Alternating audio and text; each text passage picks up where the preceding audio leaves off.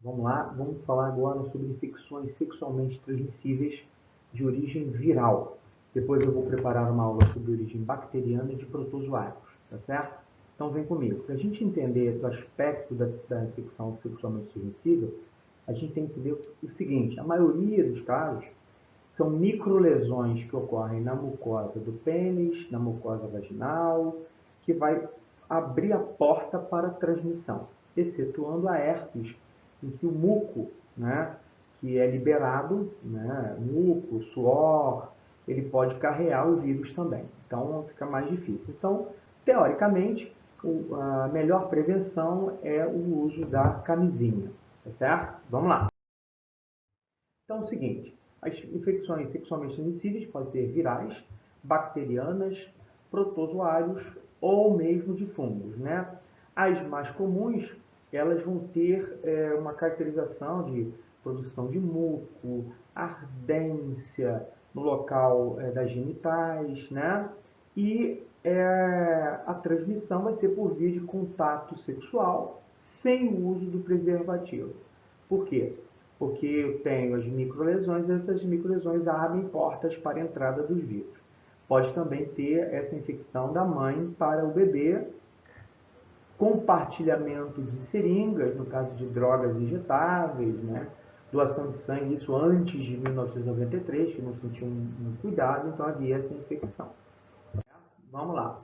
Então, nós temos o HIV, nós temos a herpes, nós temos o papilomavírus, que é o HPV, e nós temos o da hepatite. Nota, a dica é, todas as virais, né, a gente, bacteriana também tem um exemplo, mas todas as virais, elas começam com H, HIV, herpes, HPV e da hepatite, tá? Vamos lá. Então, primeiro é o HIV, é o vírus que causa imunodeficiência humana, né? Assim que você é infectado, você vai ter certos sintomas, né? E os sintomas muito característicos são febre e perda de peso, né? Mal-estar. Os linfonodos, os gânglios, todo o corpo, eles têm a tendência de inchar, tá certo? Além de náuseas, vômitos, dor muscular, tá? Mas muitas das vezes não há uma diferenciação, né? Principalmente o que vai diferenciar muito é a grande perda de peso, certo? Vamos lá. Aqui está a característica do vírus. O vírus do HIV, ele possui um material genético que é RNA, tá? E tem duas enzimas. Uma enzima chamada transcriptase reversa e uma enzima chamada integrase. Como o vírus infecta a célula? Vamos lá. Aqui é o processo de infecção. Lembrando, qual é a célula que o vírus HIV infecta? É o linfócito chamado linfócito T CD4, que é o comandante do sistema imunológico. É por isso que você tem uma deficiência imunitária, que ele ataca o comandante do sistema imunológico. Isso, para o Enem, vocês têm que saber, né? Então, o vírus, ele encontra uma proteína específica do linfócito T, chamada CD4, que é do comandante do sistema imunitário, tá? Ele libera o material genético dentro da célula, o RNA, e através da enzima chamada transcriptase reversa, ele transforma RNA em uma molécula de DNA. Esse DNA é incorporado ao DNA humano através da enzima chamada integrase. Nota, a transcriptase reversa e a integrase está dentro do vírus. Assim que é incorporado, posteriormente o vírus ele é estimulado a gerar novas unidades virais, tá certo? Beleza. Agora, nós temos vários medicamentos que vão, do coquetel, né, anti-AIDS, que ele vai agir em várias regiões, várias fases, né? A influvirtida atrapalha aqui a conexão, né, a ancoragem do vírus. A lamuvudina e a zidovudina, elas impedem a ação da transcriptase reversa, a formação de um DNA viral. O raltegravir impede a integração do material genético do vírus ao material humano. e o darunavir, ele impede a formação de novas unidades virais. O que acontece é que, em vez de dar um medicamento, são dados mais medicamentos, porque aí uma quantidade menor, que eu tenho um efeito sinérgico, tenho uma potencialização do chamado coquetel anti-HIV. Tá? Não existe uma vacina. Tá? Aqui, a segunda é a herpes. Tá? A herpes tem a característica, é um vírus de DNA, tá certo? E no caso da herpes, ela tem uma característica de gerar bolhas, né? Primeiro, evolui de uma ferida com coceiras, um prurido, bolhas, depois formam-se úlceras, e esse líquido ele tem uma tendência de espalhar essa transmissão. E primeiro vai infectar as mucosas, né? Pode ser, eu tenho herpes labial e tenho o herpes genital, certo?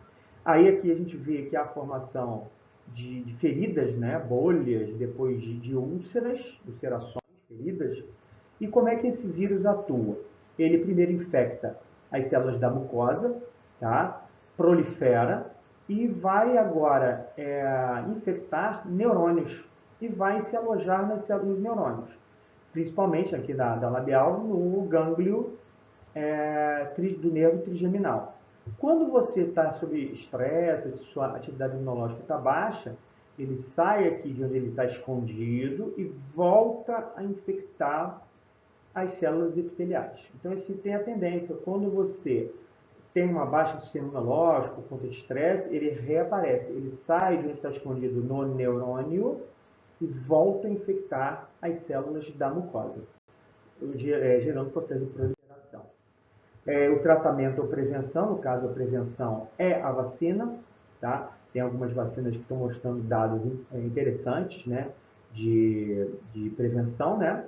E um medicamento, né, que é uso de pomada ou via oral, chamado aciclovir, que é utilizado para o tratamento da herpes. Não tem cura, mas você tem uma redução, pelo menos no uso da aciclovir, uma redução da infecção, desse ciclo de geração de novos vírus e de infecção.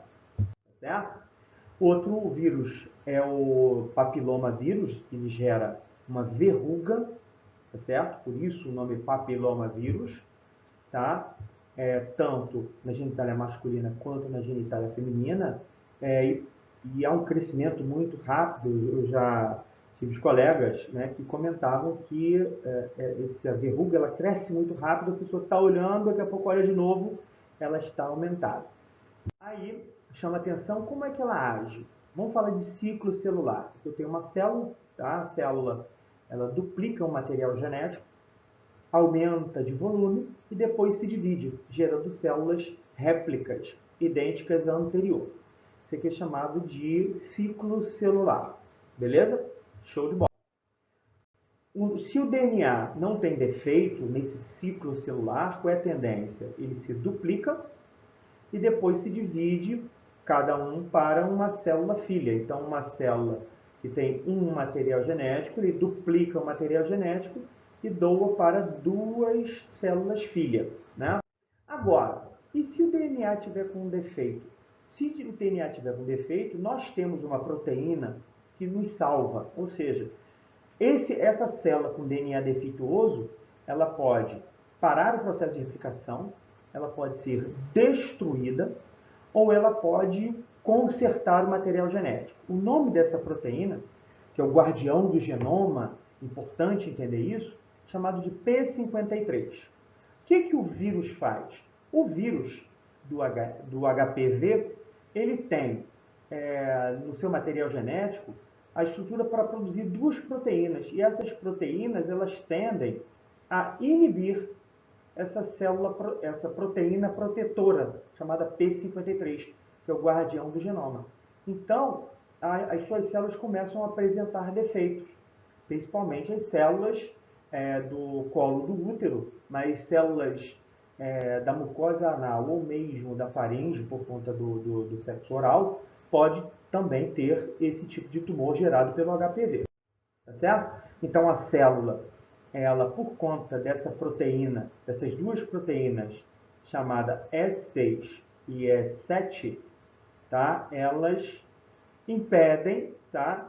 a ação de uma proteína protetora chamada P53, que é o guardião do genoma. Essa proteína não funciona mais, então erros genéticos geram um tumor, tá certo? Gerando assim essa verruga, né, que pode evoluir para um tumor, que pode ser tumor do colo do útero, pode ser tumor, casos de tumor anal ou mesmo tumor da frente, tá certo? Quais as formas de tratamento? Nós temos medicamentos que podem ser utilizados sobre a lesão, tá? Ácido cicloracético, o 5-fluoracil, né? Então, há medicamentos que não são perfeitos, mas conseguem ter uma destruição.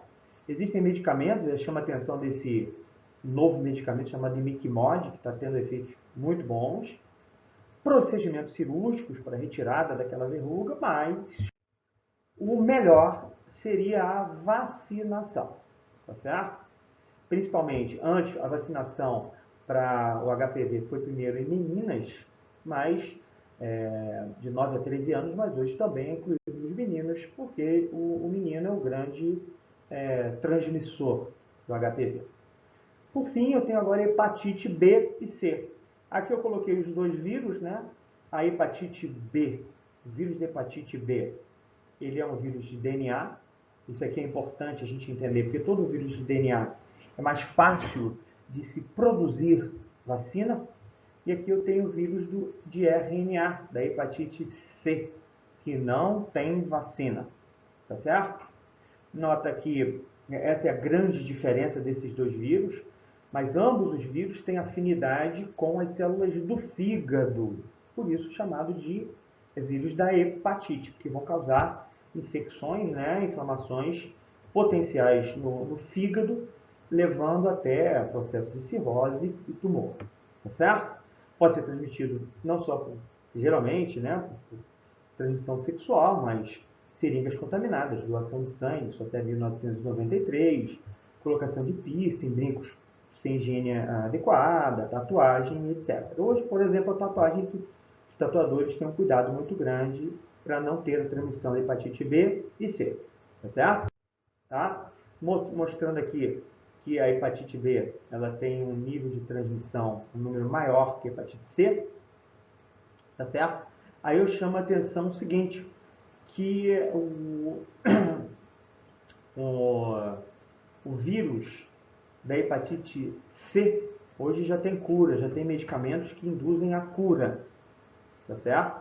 Mas em relação à vacina, só o vírus da hepatite B é que tem vacina, tá?